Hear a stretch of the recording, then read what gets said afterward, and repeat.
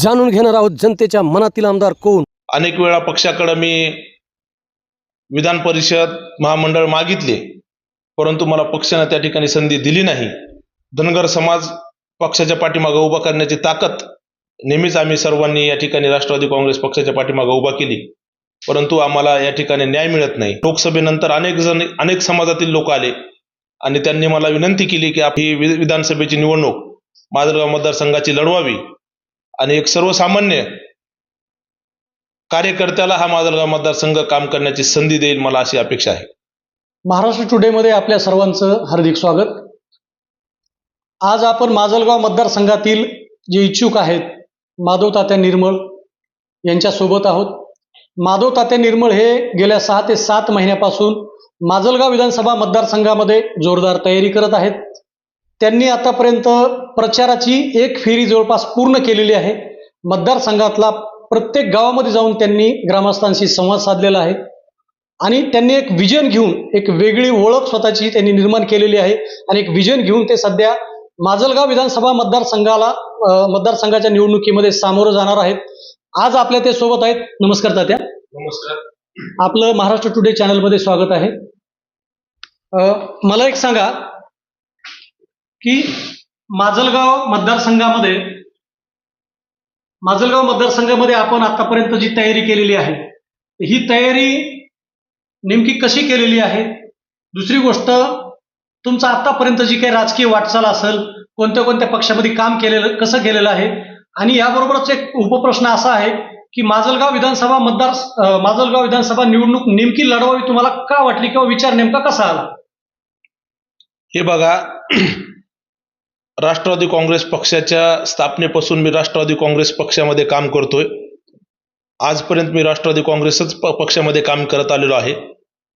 गेल्या अनेक वर्ष राजकीय क्षेत्रामध्ये काम करत असताना धारूर नगरपालिकेमध्ये नगरसेवक, उपाध्यक्ष आणि अध्यक्ष म्हणून मी या ठिकाणी काम केलं.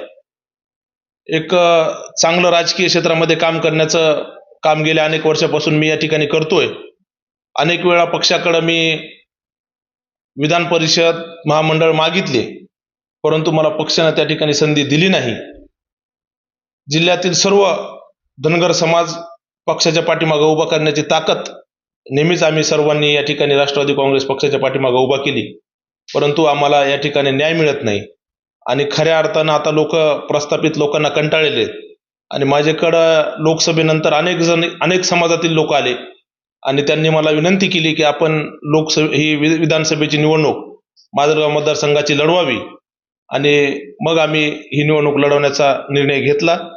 गेल्या 5-6 महिन्यापासून आम्ही या मतदारसंघामध्ये फिरत असताना अनेक समाजामध्ये त्या ठिकाणी जाऊन गाठीभेटी आम्ही घेतल्या. निश्चित आम्हाला चांगला प्रतिसाद या माजलगाव मतदारसंघामध्ये मिळतोय.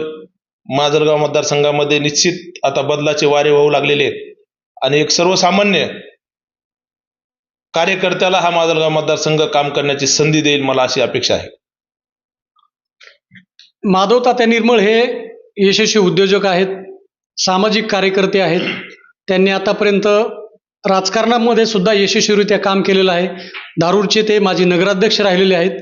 माझा एक असा पुढचा प्रश्न आहे की लोकसभा निवडणुकीमध्ये आपण पाहिलं की मोठ्या प्रमाणामध्ये जातीवादी राजकारण आपल्याला त्या ठिकाणी पाहायला मिळालं होतं आणि लोकसभेनंतर विधानसभा निवडणुकीमध्ये सुद्धा जातीवादी राजकारण मोठ्या प्रमाणात होईल अशी एक शक्यता आहे, तशी चर्चा आहे.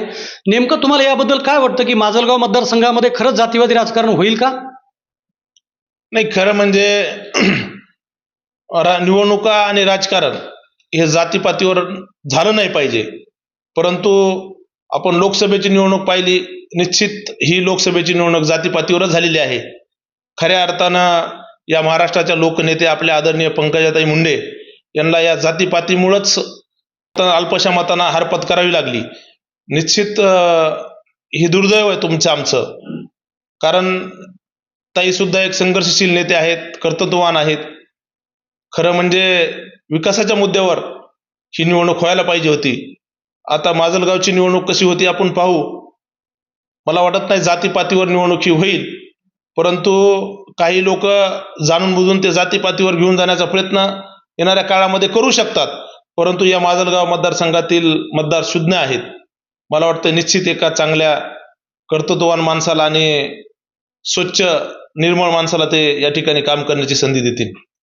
त्यानंतरचा एक महत्त्वाचा मुद्दा आहे की माजलगाव मतदारसंघामध्ये जर पाहिलं तर माजलगाव मतदारसंघ हा माजलगाव धरणाच्या कार्यक्षेत्रामध्ये येतो. बराचसा अर्धा भाग कार्यक्षेत्रामध्ये येतो आणि माजलगाव मतदारसंघामध्ये शेतकऱ्यांचे मोठे प्रश्न आहेत, तरुणांचे मोठे प्रश्न आहेत, बेरोजगारी आहे, रोजगार अनेक लोकांना रोजगार अजून उपलब्ध झालेला नाही. नेमकं याबद्दल तुमचा काय विचार आहे की नेमकं पुढचे या बाबतीमध्ये काय काय नेमकं नियोजन काय आहे तुमचं? हे बघा, आपण पाहतोय महाराष्ट्रामध्ये शेतकरी हा फार मोठ्या प्रमाणामध्ये अडचणीत आहे. गेल्या 3-4 वर्षापासून सोयाबीन आणि आपलं कापसाला भाव त्याचे पडलेले आहेत. निश्चित शेतकऱ्याचा खर्च त्यापासून निघत नाही. शेती हा आतबट्ट्याचा व्यवसाय होत चाललेला आहे. येणाऱ्या काळामध्ये आपल्याला कापसाचं, सोयाबीनचं उत्पादन आणि ऊसाचं एकरी टनेजमध्ये कसं वाढवता येईल त्या दृष्टीने आपल्याला येणाऱ्या काळामध्ये काम करावं लागेल. या माजलगाव मतदारसंघामध्ये निश्चित तरुण वर्ग पण मोठा आहे. त्यांच्या सुद्धा या ठिकाणी हाताला काम देता येईल. चांगले MIDC वगैरे या ठिकाणी चांगले उद्योगधंदे चालू करता येतील आणि खऱ्या अर्थानं मला या ठिकाणी या माजलगाव मतदारसंघामध्ये किमान 8 ते 10 हजार उद्योजक निर्माण करण्याचं काम येणाऱ्या काळामध्ये आपल्याला करायचं आहे, जेणेकरून तरुणांना या ठिकाणी मालक आणि उद्योजक आपल्याला त्या ठिकाणी बनवायचे. माजलगाव मतदारसंघामध्ये इच्छुकांची खूप मोठी गर्दी आहे, पण इच्छुक मोठ्या प्रमाणात असताना सुद्धा गेल्या 3 ते 4 महिन्यापासून आपण पाहतोय की माजलगाव मतदारसंघामध्ये तुमच्या बाबतीमध्ये एक वेगळी क्रेज निर्माण होते. मतदारांची, तरुणांची पसंती तुम्हाला जास्त मिळताना दिसते. नेमकं या पाठीमागचं गणित तरी काय आहे? निश्चित आपण आज पाहतायत की प्रस्थापित लोक जे आता या राजकीय क्षेत्रामध्ये काम करतायत त्यांना खऱ्या अर्थानं विश्वासार्हता ही गमावलेली लोकांची, आणि लोकांना आता अपेक्षा आहे की सर्वसामान्य कुटुंबातला एखादा व्यक्ती पुढे आला पाहिजे आणि राजकीय क्षेत्रामध्ये त्यांना काम केलं पाहिजे. गेल्या 20-25 वर्षामध्ये मी राजकीय आणि सामाजिक आणि उद्योग क्षेत्रामध्ये काम करत असताना राजकीय क्षेत्रामध्ये माझ्यावर 1 रुपयाचाही भ्रष्टाचाराचा आरोप कुणी या ठिकाणी करू शकत नाही. निश्चित माझ्यावर जर कुणी आरोप केला आणि ते सिद्ध केला तर मी राजकारणातून माघार घेईल. परंतु अशाच लोकांची आता येणाऱ्या काळामध्ये सर्वसामान्यांना अपेक्षा आहे. म्हणून माझ्याकडे या ठिकाणी माजलगाव मतदारसंघातील जनतेचा वाढता कल आहे. सर्व समाजातून, सर्व स्तरातून लोक मला या ठिकाणी वाढता पाठिंबा देत आहेत. त्यानंतरचा एक महत्त्वाचा मुद्दा आहे की आपण सध्या 6 महिन्यापासून गाठीबिटी घेत आहात. डोंगर पट्ट्यामध्ये आपण बऱ्यापैकी फिरलात, तिथं ग्रामस्थांशी संवाद साधला. खालच्या गोदावरी पात्राच्या बाजूला सुद्धा बरेचसे गाव आहेत, त्या ठिकाणी पण आपण दौरे केले. नेमका त्या अनुभव तुम्हाला या दौऱ्याच्या दरम्यान नेमका अनुभव तरी काय आला? लोकांची पसंती किंवा लोकांच्या समस्या जाणून घेण्याचा प्रयत्न केला, तर या लोकांच्या समस्या नेमक्या काय काय आहेत? काय वाटतं तुम्हाला? समस्या त्यांच्या काय त्यांनी सांगितलं? नाही, अनेक वेगवेगळ्या समस्या आहेत.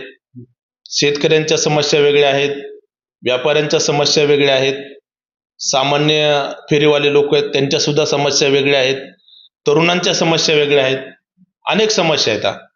निश्चित आपल्याला येणाऱ्या काळामध्ये या माजलगाव मतदारसंघामध्ये सर्वांगीण विकास कसा होईल त्या माध्यमातून आपल्याला निश्चित काम करावं लागेल.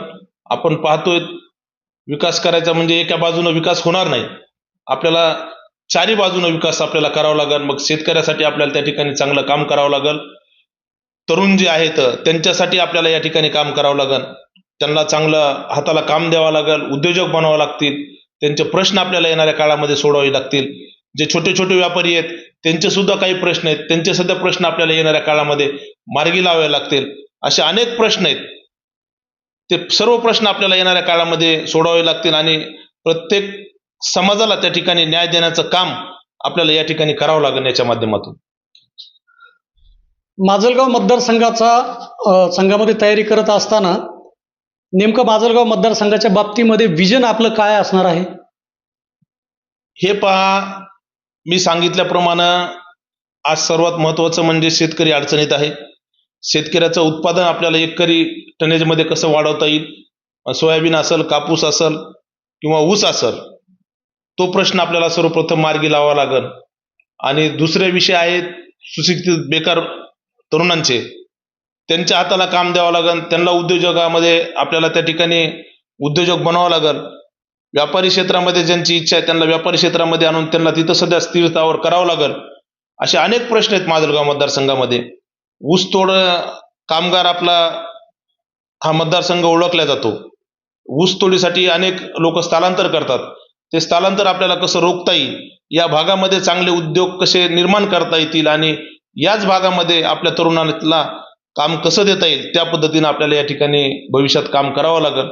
निश्चित खूप प्रश्न आहेत, खूप अडचणी आहेत, परंतु निश्चित मी आपल्याला विश्वास देतो की मला संधी दिल्यानंतर निश्चित आपण हे सर्व प्रश्न टप्प्याटप्प्याने या ठिकाणी मार्गी लावण्याचा प्रयत्न आपण निश्चित करणार आहोत.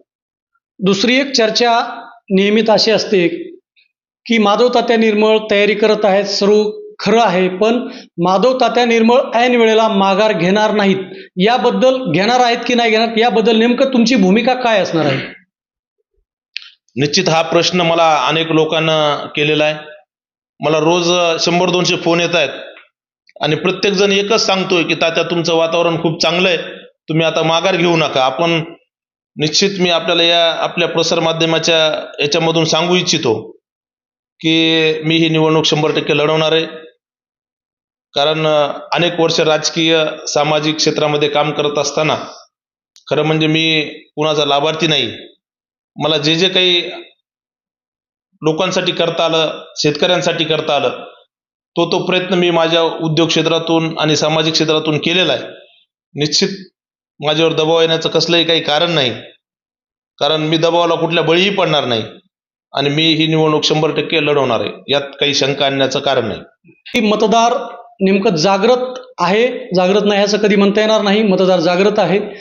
मतदारांना नेमका तुमचा संदेश काय असणार आहे की जेणेकरून मतसुज्ञ मतदारांनी एक वेगळा विचार घेऊन मतदान केलं पाहिजे, त्या बाबतीमध्ये आपला नेमका संदेश काय असणार आहे?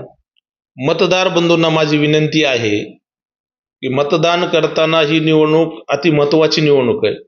ही तुमच्या आमच्या लेकराबाळाच्या जीवनामध्ये आर्थिक स्थैर्य निर्माण करणारी ही निवडणूक आहे. तुमच्या आमच्या लेकराबाळाचं भविष्य उज्ज्वल करणारी ही निवडणूक आहे. ही निवडणूक आपण हलक्यात घेऊ नका.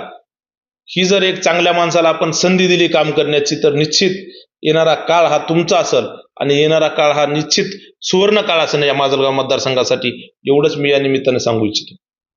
दुसरा आणखी एक महत्त्वाचा मुद्दा या ठिकाणी राहून गेला, तो म्हणजे माधव तात्या निर्मळ यांनी निवडणूक लढवावी अशी सर्वसामान्य नागरिकांची इच्छा आहे. त्यासाठी मनगटाचं बळ तर माधव तात्याला द्यायला लोक तयार आहेत, पण आता एक चर्चा अशी आम्ही ऐकली की गावागावातून लोकवर्गणी तयार करण्यासाठी सुद्धा लोक पुढे येऊ लागले आहेत. तर नेमकं याबद्दल खरं आहे का काय, नेमकं काय आम्हाला जाणून घ्यायचं या तुमच्याकडून?